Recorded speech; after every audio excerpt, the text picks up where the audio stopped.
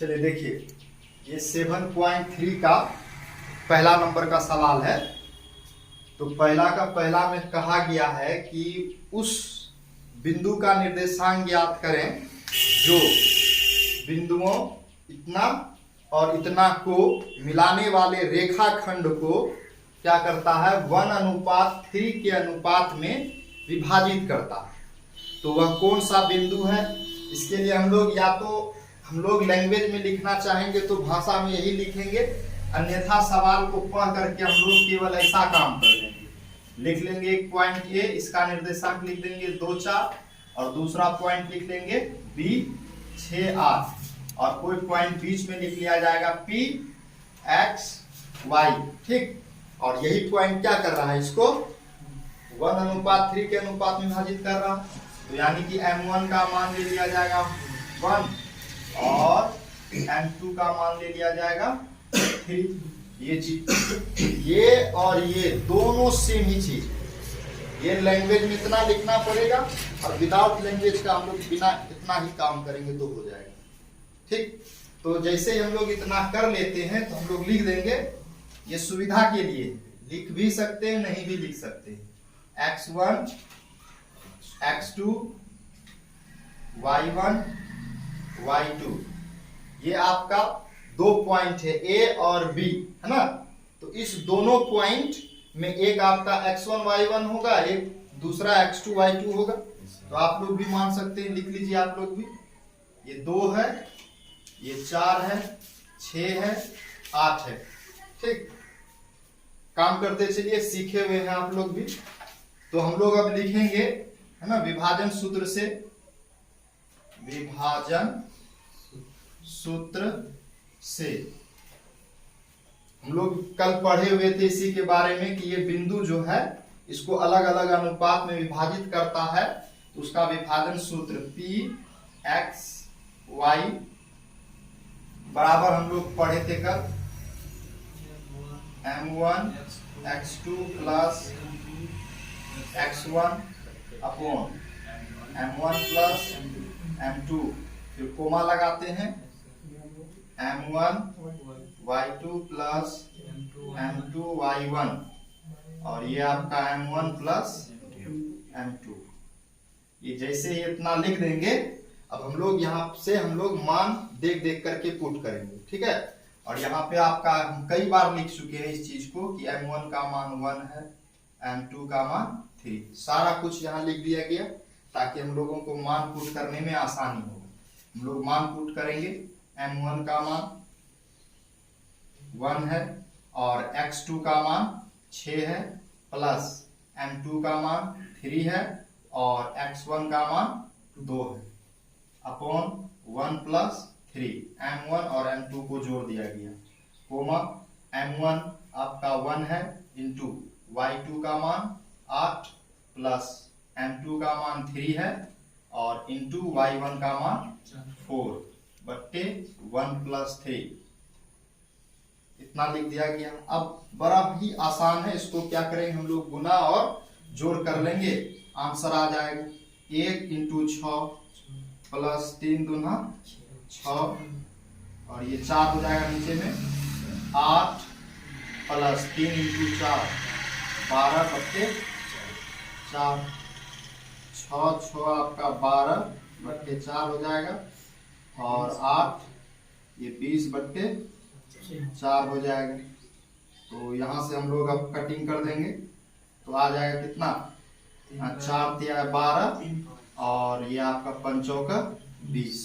तो हम लोग क्या देखें, ये P ऑफ x y जो है नीचे में ही लिख दीजिएगा आप लोग, कितना आ गया 3 और 5। यही P बिंदु का निर्देशांक क्या क्या बोला था निकालने के लिए, इसीलिए हम लोग लिखे थे वांछित बिंदु। जिसको निकालना होता है उसी के लिए हम लोग वांछित वर्ड का इस्तेमाल कर लेते हैं। तो वांछित बिंदु P x y बराबर 3 और 5 निकल गया। यहाँ पर x का मान जो है 3 के बराबर, y का मान जो है 5 के बराबर होगा।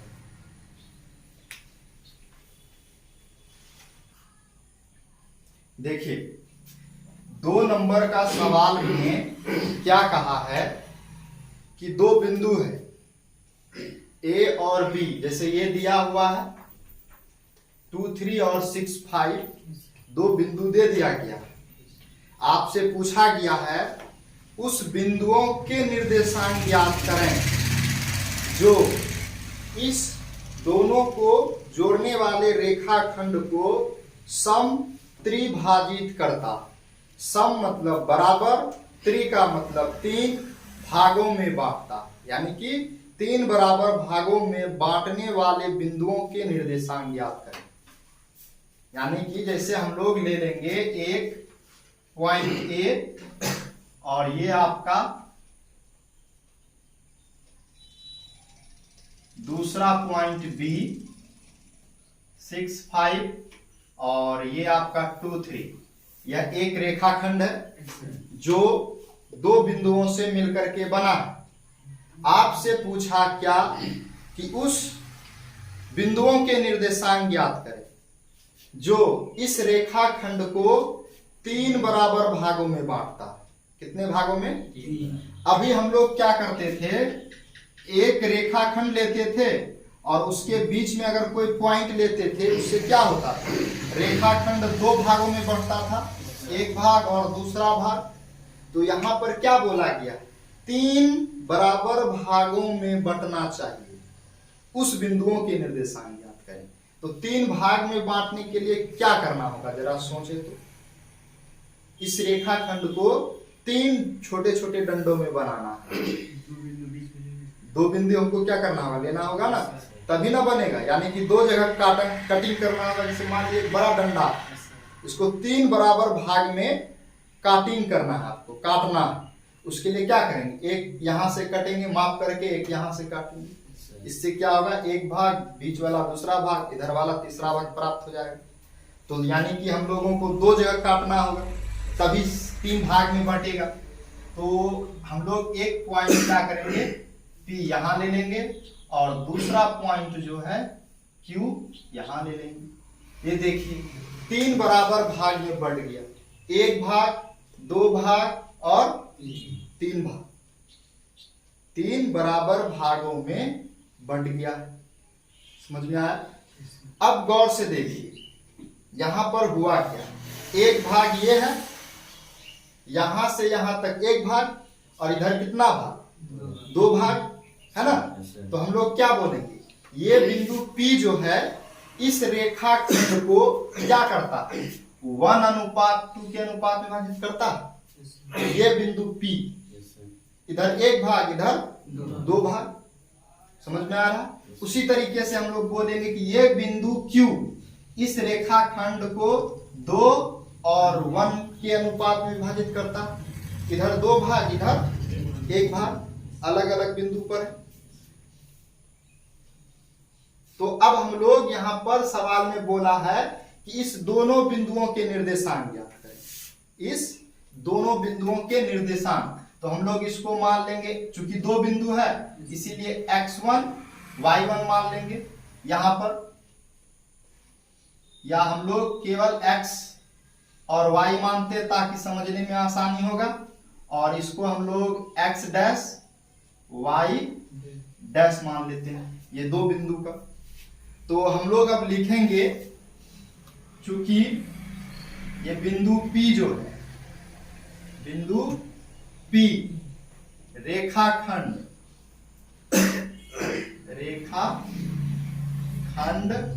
A B को किस अनुपात में विभाजित कर रहा है, 1:2 के, है ना। AB को M1 अनुपात M2 बराबर 1:2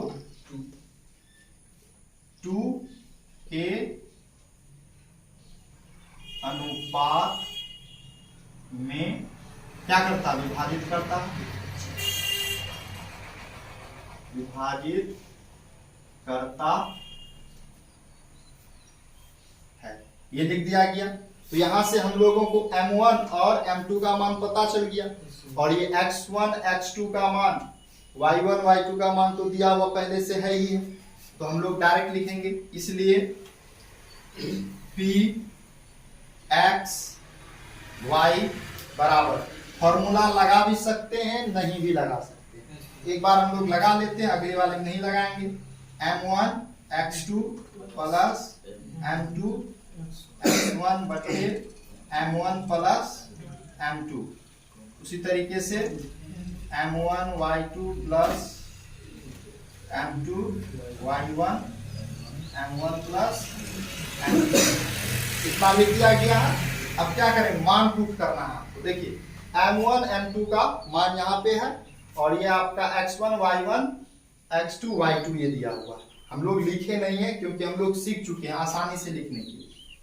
ये देखिए m1 लिखेंगे, m1 का मान 1 इंटू x2, ये पहला वाला 1 वाला होता है, ये 2 ये हो जाएगा into 6 plus m2 2 into x1 ये हो गया बट्टे 1 प्लस 2 1 इंटू y2 का मान 5 है और प्लस m2 2 इंटू y1 का मान 3 है अपॉन 1 प्लस 2। यहां से हम लोग अब सिंप्लीफाई कर देंगे इसको। 6 प्लस 4 बार 3 5 प्लस 5 6 है बट्टे 3, ये आपका 10 बट्टे 3 हो जाएगा और ये 11 बट्टे 3 हो जाएगा। तो ये आपका पी एक्स वाई का जो मान है आपका क्या हो गया, निकल गया आसानी से। अब हम लोग इसी तरीके से अगले वाले पॉइंट के लिए लिखेंगे, क्यू वाले के लिए। सबसे पहले आप लोग इसको उतारिए।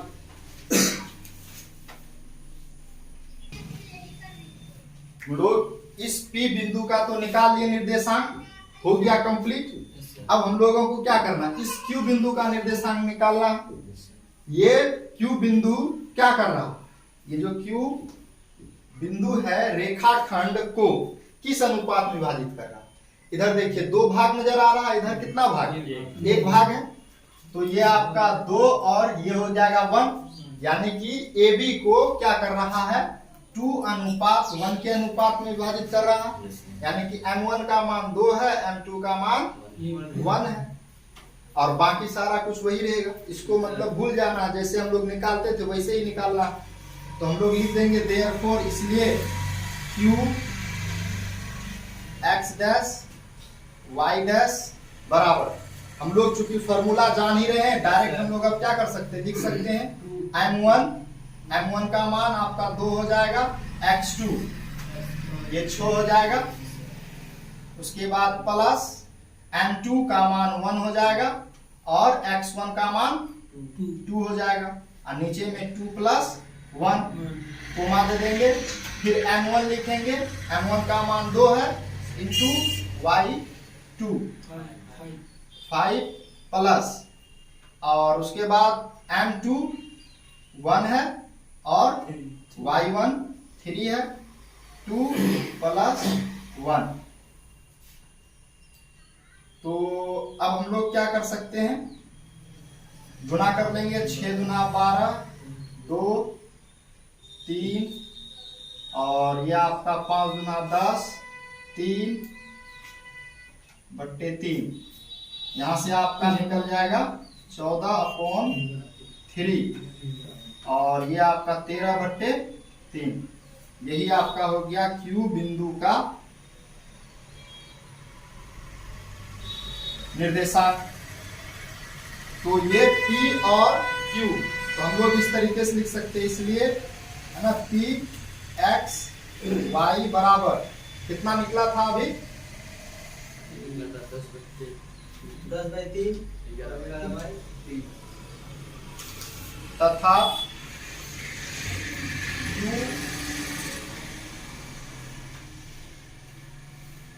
बराबर 14/3 और 13/3। यही आपका क्या हो जाएगा, आंसर हो जाएगा। और ये पूछा ही गया था कि उस वांछित बिंदु P और Q का निर्देशांक ज्ञात करें। तो इस तरीके से हम लोग याद कर सकते हैं। देखिए 3 नंबर का जो दूसरा नंबर का सवाल है, उसमें कहा गया कि ए, बी और सी 3 बिंदुएं हैं जो त्रिभुज के शीर्ष हैं। क्या है? त्रिभुज के शीर्ष बिंदु है। इसीलिए हम लोग सबसे पहले एक त्रिभुज बना लिए। इतना पढ़े और त्रिभुज का फिगर हम लोग बना लिए, ए, बी, सी। तो ए का निर्देशांक दिया हुआ है 4 - 8, बी का निर्देशांक दिया 3 6 और सी का निर्देशांक दिया 5 - 4। कोई दिक्कत? अगला स्टेप में कहा गया है कि ये जो बिंदु डी है, ये बिंदु एक डी बिंदु है जो बी सी के मध्य में स्थित है। बी सी के मध्य में यानी कि बीच में स्थित है, लिख दिया गया। इसलिए मध्य में स्थित है तो ये बिंदु डी क्या करेगा? इस रेखाखंड BC को 1:1 में विभाजित करेगा, क्योंकि बीच में स्थित है, इसलिए लिख दिया गया 1:1। लेकिन इसका आवश्यकता नहीं पड़ेगा, हम लोग मध्य बिंदु के सूत्र पढ़े हुए हैं ना। तो उसके बाद बोला गया AD, जैसे ही D बना तो बोला है कि कोई बिंदु P है, कोई बिंदु P है जो AD पर स्थित है। किस पर स्थित है? AD पर। तो इसीलिए हमको A से D मिलाना पड़ा, क्योंकि बोला है कोई बिंदु P जो है वो कहाँ स्थित है?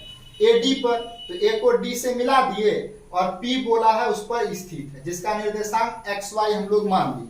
और उसी का निर्देशांक आपसे सवाल में पूछा गया, उस बिंदु P का निर्देशांक ज्ञात कीजिए।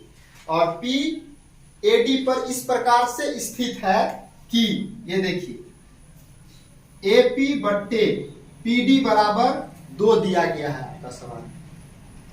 AP बट्टे PD बराबर 2, नहीं कुछ तो नीचे में 1 होगा। इसको हम लोग अनुपात के रूप में लिख दिए, यानी कि AP अनुपात PD। तो 2 अनुपात नीचे में नहीं कुछ तो क्या होगा? 1 हो जाएगा। इसलिए 2:1 में पता चल गया, यानी कि ये आपका M1 अनुपात M2 बराबर 2:1 चल गया आपका। A से P और P से D। तो अब इस बिंदु P का निर्देशांक निकालना है। तो P का निर्देशांक निकालने के लिए इसका निर्देशांक तो दिया हुआ और D का निर्देशांक दिया हुआ रहेगा तभी ना निकाल पाएंगे। दिया हुआ रहता था तब ना, जैसे एक रेखाखंड होता था, P का निकालना होता था तो दोनों दिया हुआ रहता था। लेकिन यहाँ पे D का निर्देशांक दिया हुआ नहीं, लेकिन इंफॉर्मेशन दिया है कि ये BC का क्या है? मध्य बिंदु है। यहां से हम लोग D का निर्देशांक ज्ञात कर सकते हैं। चूंकि D BC के मध्य में स्थित है, इसलिए D बिंदु के निर्देशांक या D XY उसका माने तो इसको X डैश Y डैश मान लेंगे, बराबर हम लोग पढ़े थे मध्य बिंदु के निर्देशांक। चूंकि D BC के मध्य में है तो मध्य बिंदु के निर्देशांक पढ़े हुए थे x1 plus x2/2 y1 plus y2/2। ये हम लोग पढ़े हुए D बिंदु के लिए। तो D BC के मध्य में स्थित है तो x1 y1 x2 y2 ये है, हम लोग मान पुट कर देंगे। x1 प्लस x2 ये आपका 1 है, ये आपका 2 है, यानी कि 3 + 5/2। उसके बाद y1 + y2 6 और ये आपका क्या है? -4। 6 प्लस और वहां वाला माइनस से गुना करेंगे क्या आ जाएगा? -4/2। समझ में आया? इसके बाद हम लोग क्या करेंगे? 3 5 8 2 6 4 2/2 कितना निकल जाएगा? 4 1। तो आपका D X dash Y dash का निर्देशांक 4 1 निकल गया। D का जैसे ही निर्देशांक निकल गया तो हम लोग अब आसानी से P का निर्देशांक ज्ञात कर सकते हैं।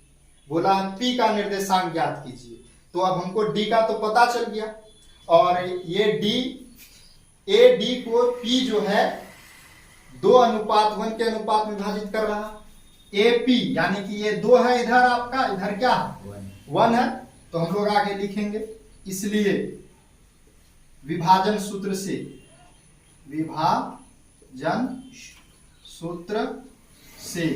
पी एक्स वाई बराबर, एक बार हम लोग विभाजन सूत्र लिख देते हैं फिर से, m1 x2 plus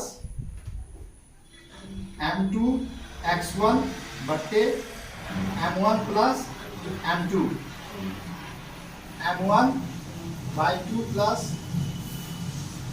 m2 y1, m1 plus m2। अब हम लोग क्या करेंगे, मान पुट करेंगे। देखिए m1 का मान क्या है, 2 है, इंटू ये देखिए यहां पर ये ए डी इस पे स्थित है P बिंदु, तो ये आपका x1 होगा, y1 होगा, ये x2 और y2 D का होगा। D का हम लोग निकाले हैं 4 1 लिख दिए। अब देखिए x1 y1 x2 y2 होगा, तो m1 का मान तो रखे, उसके बाद क्या है x2 का मान क्या है 4 हो जाएगा, प्लस m2 का मान 1 ये है आपका, और x1 का मान 4 हो जाएगा, बट्टे m1 प्लस m2, m1 और 2 प्लस 1। उसी तरीके से m1 y2, m1 का मान 2 इंटू y2 का मान क्या है यहाँ पे 1 प्लस m2 का मान 1 और y1 का मान -8, 2 प्लस 1। अब हम लोग गुना कर देंगे, 8 4 3 2 इंटू 1 हो जाएगा, यहाँ पे गुना करेंगे कितना हो जाएगा -8 होगा ना, 1 से 8 को गुना करेंगे 8 हो जाएगा, माइनस इंटू प्लस 3 और 8 4 12 बट्टे 3 2 6 आपका -6 बट्टे 3 हो जाएगा, और ये कटेगा आपका 4 तिया 12 और 3 दूना 6, तो पी एक्स वाई इसका निर्देशांक क्या निकल गया 4 -2। तो इस तरीके से हम लोग सोच करके निर्देशांक ज्ञात करेंगे। तो निर्देशांक ज्ञात करना तो एकदम आसान है, लेकिन अब यहाँ पर सवाल इस तरीके से दिया है कि विद्यार्थी को क्या करना होगा, पहले सोचना होगा, थिंकिंग करना होगा, है ना, सोच करके दिमाग लगा के ज्ञात क्या करना है, दिया क्या किया। जैसे डी दिया ही नहीं था, पी का मांग रहा था, सबसे पहले डी निकालना पड़ा और फिर पी निकालना पड़ा। ये हम लोग सोचेंगे समझेंगे तब हम लोग नेक्स्ट इसको बनाएंगे।